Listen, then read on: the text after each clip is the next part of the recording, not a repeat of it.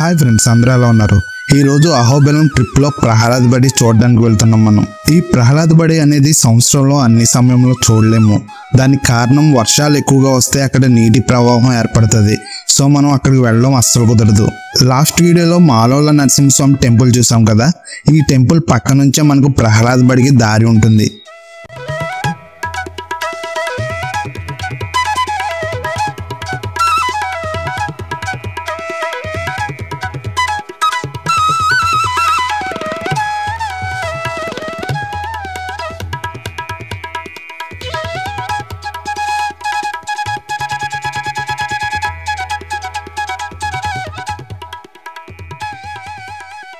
ఈ మాలోల టెంపుల్ నుంచి 1.2 కిలోమీటర్స్ ఉంటుంది ఈ ప్రహ్లాద్ బడి అనేది. మాలోల టెంపుల్ పక్కన కొండ ఉంటుంది. ఆ కొండ ఎక్కి దిగితే అక్కడే మనకు ప్రహ్లాద్ బడి కనిపిస్తుంది. ఈ ప్రహ్లాద్ బడి దగ్గర చరిత్రలో కొన్ని మంచి ఘట్టాలు చోటు చేసుకున్నాయి. అక్కడికి వెళ్ళాక చెప్తాను ఈ విషయాలు. ఈ అహోబిలం ట్రిప్కి వెళ్తే ఖచ్చితంగా వాటర్ అనేది క్యారీ చేయండి, లేకపోతే చాలా ఇబ్బంది పడిపోతారు మీరు.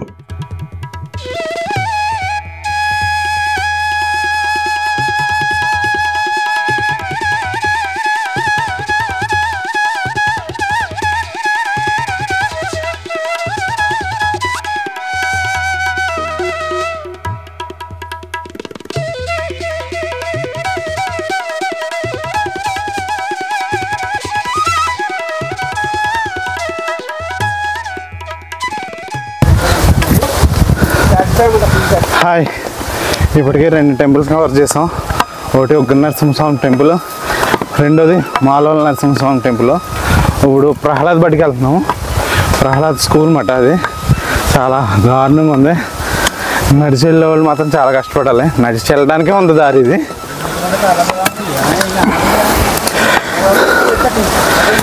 కర్రలు ఖచ్చితంగా తీసుకోండి. కర్రలు లేకపోతే అసలు ఎక్కడం కష్టం. పెద్దవాళ్ళు కూడా ఎక్కుతున్నారు కదా, చాలా ఓపిక ఉండాలి. ఓపిక ఉంటేనే ఎక్కగలం.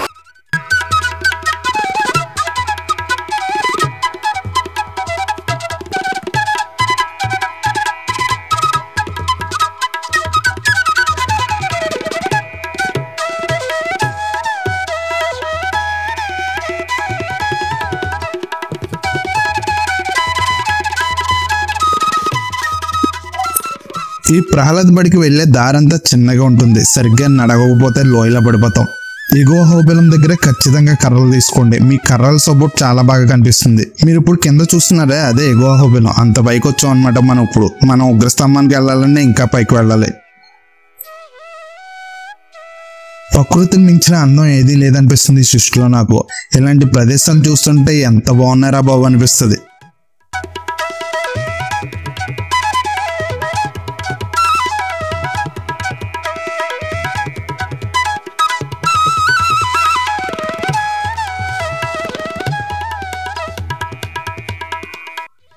మా పరిస్థితి ఎలా ఉందంటే కొంచెం దూరం నడవడం, కొంచెం సేపు కూర్చోవడం, మళ్ళీ నడవడం, ఇదే పని.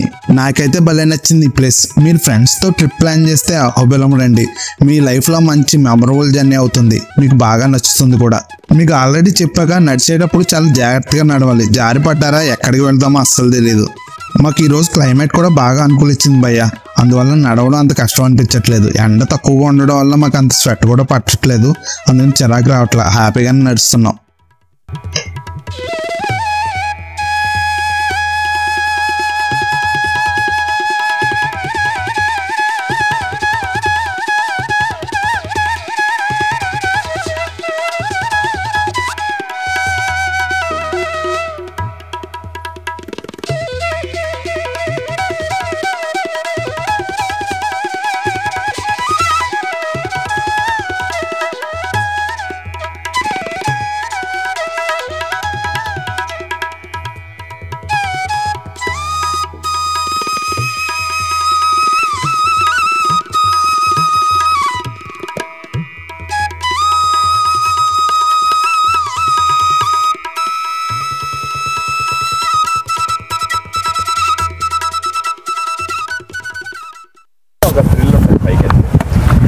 మౌంటైన్ ఎడ్జ్కి క్లిఫ్కి వెళ్ళిపోతారు. బాగా చాలా హైట్లో ఉంటారు.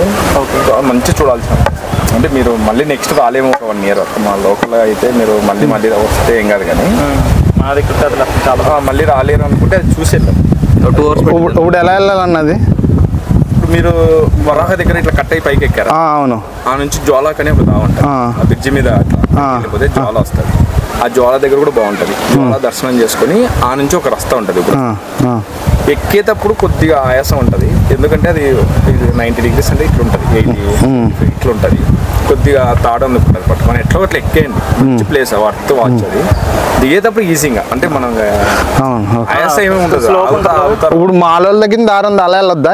వరాహ నుంచి దగ్గర నుంచి మీరు ఇట్లా వచ్చారు కదా, వరాహ దగ్గర నుంచి ఇట్లా వచ్చారు, మళ్ళీ కిందకి అలాగే వెళ్ళమా? మాల అటప్ ఉంది, అటుకని వెళ్ళండి. బాగుంటుందా రూట్? మీరు మాలవ దగ్గర నుంచి కిందికి వెళ్ళకుండా నుంచి ఇంకోటి వాటర్ తాగుతుంది చెట్టు పైన, అట్లా జ్వాలాకి ఉంది. ఆ నుంచి జ్వాలాకి పర్లేదు కానీ మీరు వెళ్తుంటే జనాలు శనివారం కదా. యాక్చువల్గా అయితే ఇక్కడ ఒక రస్తా ఉంటుంది, ఈ నుంచి ఒక గైడ్ ఉంటే మీరు పోయినా అడవి ఈ ఫారెస్ట్ లో నుంచి వెళ్ళిపోతామని. కానీ ఇది మీరు వెళ్ళలేదు, ఒక గైడ్ ఉండాలి. అదనుకో జనాలు మిస్ అయిపోతాం, కష్టం. ఏదైనా ఎలుగు బండ్ల ఒక గైడ్ ఉంటే ఆ రూట్లో ఏమి ఉండవు, జనాలు తిరుగుతూనే ఉంటారు, చాలా ఉంటారు. చాలా డీప్ ఫారెస్ట్ లో వెళ్ళాలి, కూడా వెళ్ళరు అది తట్టుకోండి. కానీ అది వెళ్ళండి, మీకు గోబీ బ్యాగ్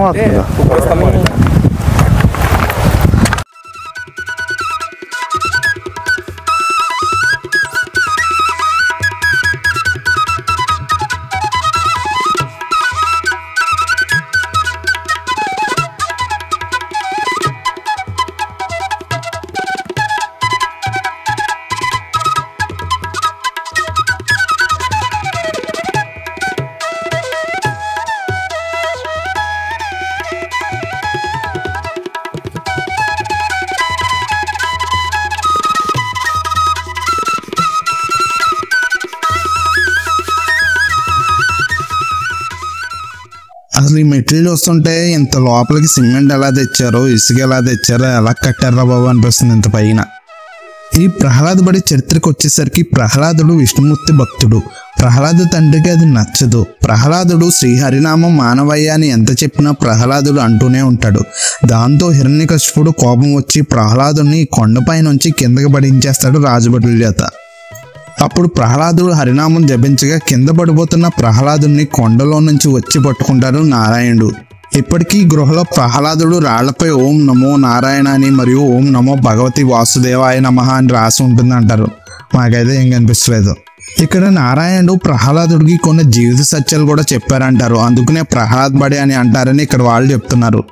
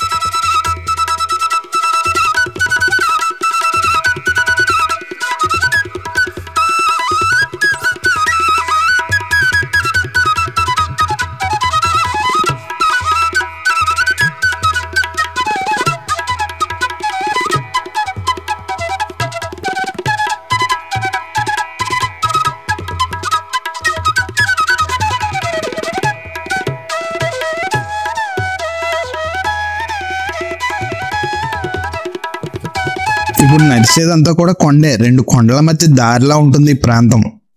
ఈ ప్రాంతం చాలా నునుపుగా ఉంటుంది, జాగ్రత్తగా నడవండి. ఇంకా టెంపుల్ దగ్గరికి అయితే వచ్చేసాం. సో మేము షూస్ తీసి టెంపుల్ దగ్గరికి వెళ్ళడం మొదలుపెట్టాం.